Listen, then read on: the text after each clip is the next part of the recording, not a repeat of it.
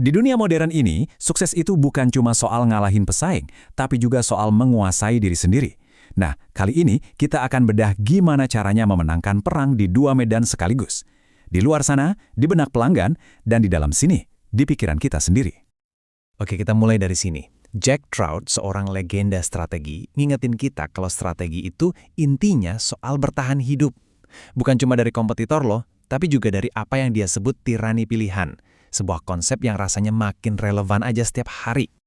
Nah, data ini nunjukin betapa ramainya medan perang di luar sana. Coba bayangin deh, di tahun 70-an gaya sepatu lari itu cuma ada 5. Di akhir 90-an angkanya meledak jadi 285. Pilihan yang luar biasa banyak ini menciptakan kebisingan yang harus bisa ditembus oleh setiap bisnis kalau mau bertahan. Jadi, gimana caranya menangin perang eksternal ini? Ini membawa kita ke pendekatan yang lebih tradisional, di mana pertempuran utamanya itu terjadi di dalam pikiran pelanggan. Definisi klasiknya, ya, seperti yang dibilang Trout, itu asalnya dari dunia militer. Coba perhatiin deh kata kuncinya, musuh, posisi paling menguntungkan, pertempuran. Jelas banget fokusnya keluar kan, mengalahkan pihak lain. Tapi buat bisnis, medan perangnya itu bukan tanah lapang. Pertempuran sesungguhnya adalah untuk merebut posisi yang unik di dalam pikiran calon pelanggan. Sebuah ruang yang sangat terbatas dan, yang paling penting, benci sama yang namanya kebingungan. Pikiran manusia itu ibarat benteng yang harus direbut. Terus gimana caranya? Trout menyederhanakannya jadi 3 langkah kunci. Pertama, jadilah yang pertama. Kayak kereta tanpa kuda dulu. Kedua, miliki satu kata. Kalau dengar Volvo, langsung kepikiran keamanan. Ketiga, fokus. Jadilah spesialis. Nah, ini dia cara-cara tradisional perusahaan menang perang di luar sana, di benak pelanggan. Oke, kita udah ngomongin perang di luar. Sekarang, ayo kita geser fokusnya karena perang terbesar itu mungkin justru terjadi di dalam diri kita sendiri. Pertanyaan ini benar-benar ngubah segalanya. Di era sekarang, musuh yang paling sering ngalahin kita itu bukan kompetitor, tapi yaitu distraksi internal yang datang terus-terusan. Perangnya udah pindah.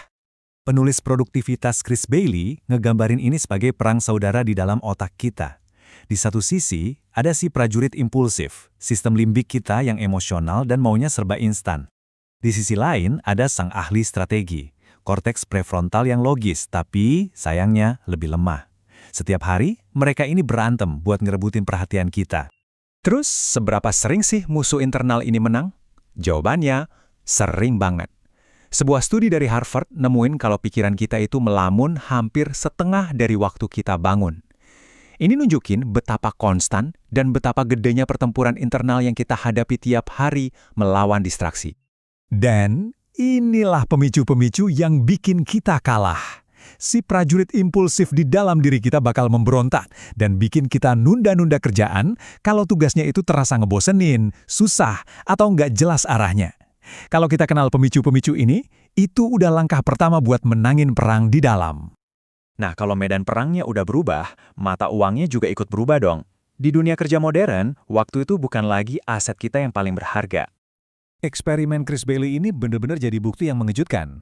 Dia coba kerja 90 jam seminggu, terus coba juga 20 jam seminggu. Hasilnya, jumlah kerjaan penting yang selesai ternyata hampir sama. Ini bukti nyata kan? Bukan soal berapa jam kita kerja, tapi soal kualitas perhatian dan energi kita lah yang nentuin hasilnya. Baik, sekarang kita sampai di bagian paling penting. Gimana cara nyatuin keduanya? Gimana kita bisa menerapkan prinsip-prinsip strategi klasik untuk menangin perang modern di dalam diri kita? Disinilah kunci kemenangan yang sesungguhnya. Prinsip utama Trout itu kan, beda atau mati. Gimana caranya menonjol dari keramaian di luar? Nah, taktik Bell yang setara dengan itu adalah bekerja dengan sengaja. Gimana caranya menonjol dari keramaian di dalam pikiran kita sendiri melawan mode autopilot. Dua-duanya itu intinya soal fokus yang disengaja. Paralelnya makin dalam loh. Trout nyaranin buat jadi spesialis, biar bisa dominan di pasar.